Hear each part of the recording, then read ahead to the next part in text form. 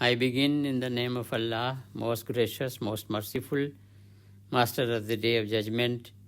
All praise belongs to Him, and all of us have to return to Him. The wonderful topic of discussion is understanding true nature and management of Auqaf for better protection, performance, and development. And the subtopic on which I have the opportunity of interacting with you, ladies and gentlemen, is reclaiming the Waqf properties, the way forward. I am thankful to Janab P.A. Namdar Sahab, Begum Abda Sahiba, Janab Akram Jabbar Khan Sahab, Janab Advocate Anwar Ali Sahab, Janab Salim Mullah Sahab, Janab Farid Tungekar Sahab, and all their associates and friends who have been busy in organizing today's wonderful event. At the outset, ladies and gentlemen, I seek your permission to make my 3 initial submissions. 1, in the words of Allama Iqbal, Zindagi jihad ast wa istihqaq nest. Life is a struggle and perseverance, and it's not a right to be just taken away. Zindagi jaddojahad hai, sangharsh hai, haq nahi hai. My second submission is that millat andruni taur par khud kafeel hai. The community is internally self-sufficient. And thirdly, चांद लाकर कोई नहीं देगा, अपने चेहरे से मुस्कुराया करो. Ladies and gentlemen, we need to have a telescopic vision. We are now in the year November 2022. So we should have in our vision at least 21-22, that is 100 years, 22-22, 200 years, and 23-22, the next 300 years. That should be the minimum vision of ours. Friends, we are a welfare state, and the purpose of Waqf law and management is facilitation of Waqf affairs. So in that context, we need to remind ourselves of the Religious Endowments Act of 1863.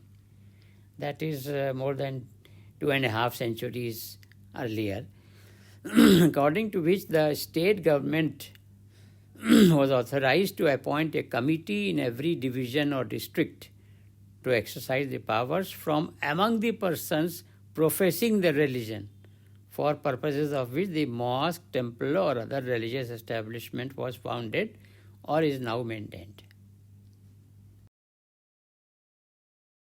So in the light of that basic mandate, the Tamil Nadu state has a separate service cadre existing for the last more than half a century for Hindus, for management of Hindu temples and endowment. The Tamil Nadu government's officers for these purposes are exclusively recruited by the State Public Service Commission, assistant commissioners, etc. In the state of Kerala also there is a similar law and a similar department and similar recruitments being done from among the people of Hindu faith. In Karnataka, there is the Hindu Religious Institutions and Charitable Endowments Act of 1997. Section 6 provides for recruitment and postings and appointments of commissioner and other officers who will be government officers, and of course all of them have to be of Hindu faith. In Andhra Pradesh, there is Charitable and Hindu Religious Institutions and Endowments Act of 1987. Section 3.2 there also provides the same thing, that is the commissioner, additional commissioner, etc. appointed under this act shall be people of Hindu faith. Likewise in Odisha, in Uttar Pradesh, there is the Sri Kashi Vishwanath Temple Act, under which 5 principal secretaries to the state government are supposed to be the trustees of the trust which will be managing the affairs, which has been managing the affairs, and the commissioner of Varanasi division and the district magistrate of Varanasi are also its members actively involved. And of course, there is a provision that if any one of them is not of Hindu faith, then the next below him will automatically hold the mantle.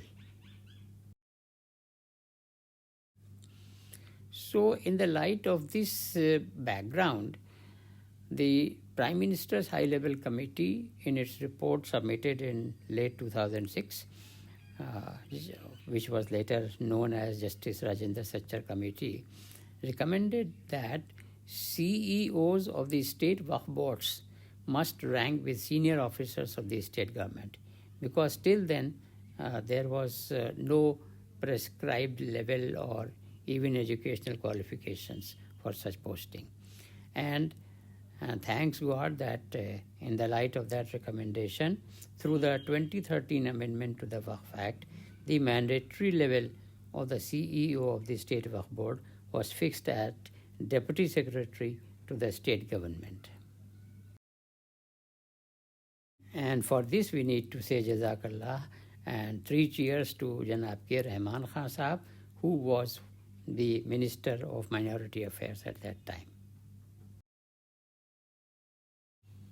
But at the same time, before he became the minister, he was heading the Joint Parliamentary Committee on Waqfs, and in his report he had said that Muslim officers of appropriate seniority are generally not available to be posted as CEO of state Waqf boards.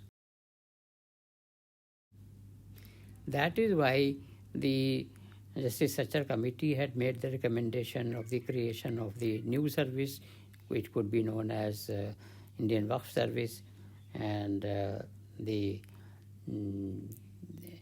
just Mr. K. Rahman Khan, as head of the JPC, had concurred for that.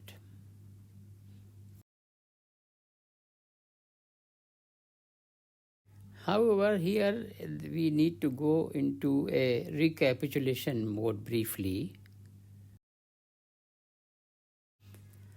The recommendation of Justice Sachar Committee for creation of a separate cadre of Indian Waqf Service was somehow not accepted by the government, and this had predated Janab Rahman Khan Sahab becoming the Minister of Minority Affairs. Here we need to note that the Constitution of India in the 7th Schedule concurrent list item number 28 provides charities and charitable institutions and charitable and religious endowments, and that includes Waqfs.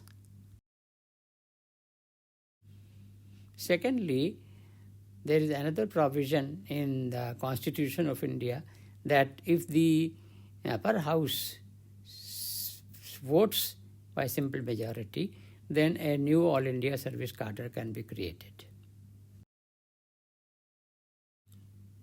And this matter, you will be happy to know, was duly brought up by me to the notice of Shri Narendra Modi ji when he was the Prime Ministerial aspirant and the Chief Minister of Gujarat in a presentation made before him in Ahmedabad in 2013.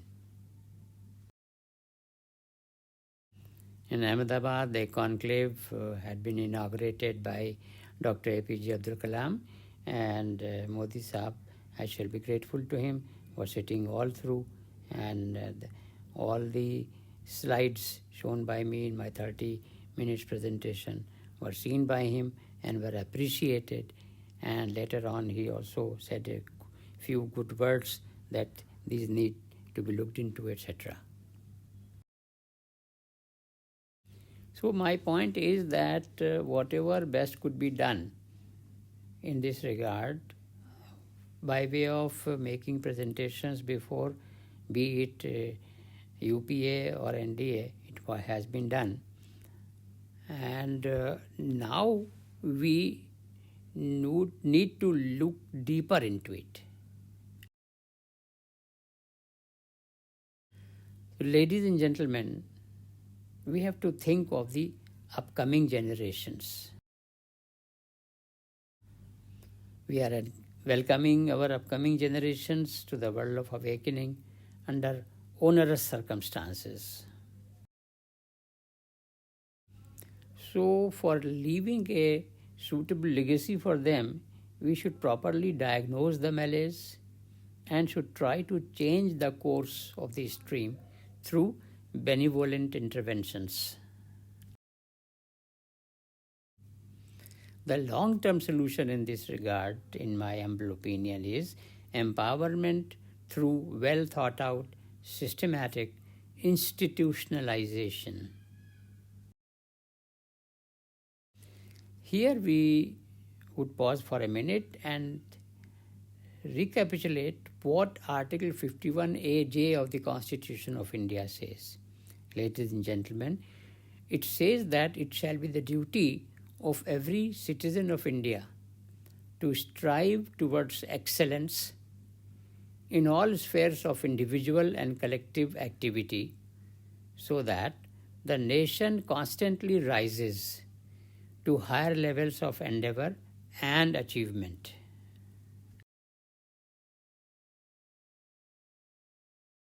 Here, let's take a step back for a moment and remind ourselves what Elon Musk has been doing by way of uploading hundreds of satellites. Okay?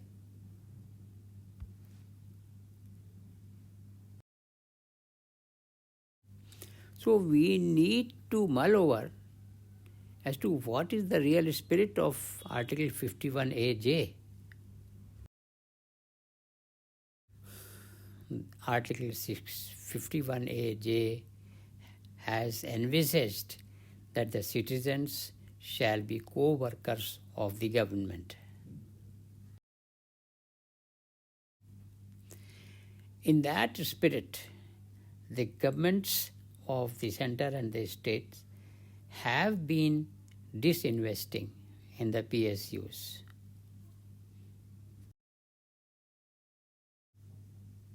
Proceeding in the same manner, in the spirit of Article 51A(j), various governments have been indulging in public-private partnership. Different departments of different governments have been outsourcing their work to the private individuals and companies. And the government has been resorting to lateral entry, and that is also a manifestation of Article 51A(j). So in nutshell, there have been at least 4 manifestations of the spirit of Article 51A(j). One is disinvestment, 2 is public-private partnership, 3 is lateral entry into the government services, and 4 is outsourcing. In this context, let us learn, ladies and gentlemen, a lesson and supplement to do our best in order to strengthen the hands of the government in the efforts that it is making. Here I would humbly submit a triple action plan. 1, with a view to complement the governmental activities, let us create a People's Waqf Fund. Secondly, again with a view to complement the governmental activities, let us energize our existing National Waqf Academy.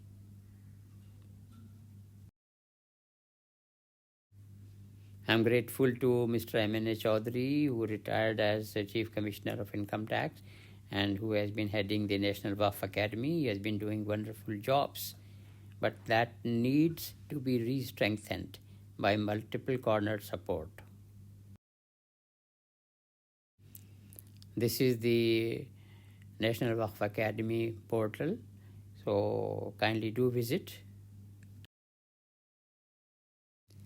Here is the link.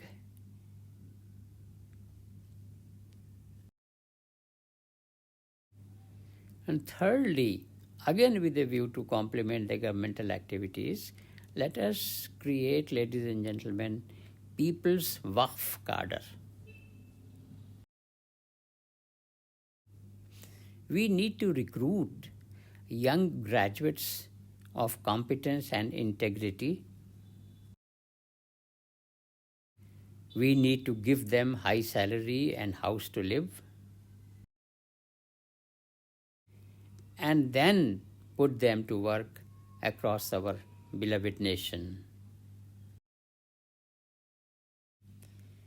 And friends, volunteers like you and me may supplement and oversee the work done by the officials of the Waqf cadre.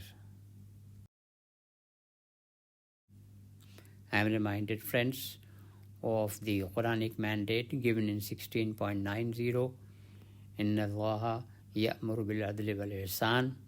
This is the verse at which the Friday sermon usually concludes. Verily God enjoins upon you adl, that is justice, and ihsan, that is benevolence and generosity, doing good to others to help mankind. So under this Quranic mandate, the Ummah will inshallah continue to create even more waqfs as a way of contributing to humankind and the society as encouraged by our faith. And we, the soldiers, need to keep fine-tuning the waqf management. Wa akhiru da'wana alhamdulillahi rabbil alameen. Wassalatu wassalamu ala sayyidil mursaleen. Alhamdulillahi rabbil alameen.